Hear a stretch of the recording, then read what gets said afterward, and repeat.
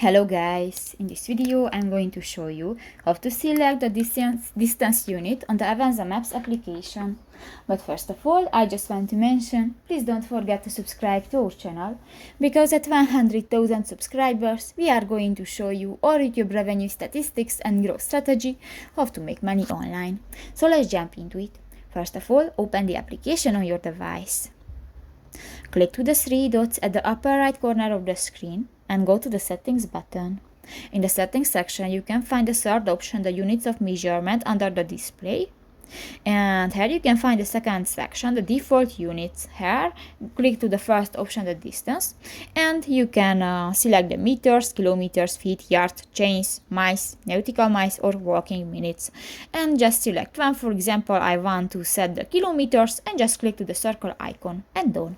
So that's pretty much it for this video, guys. See you in the next one. Bye bye.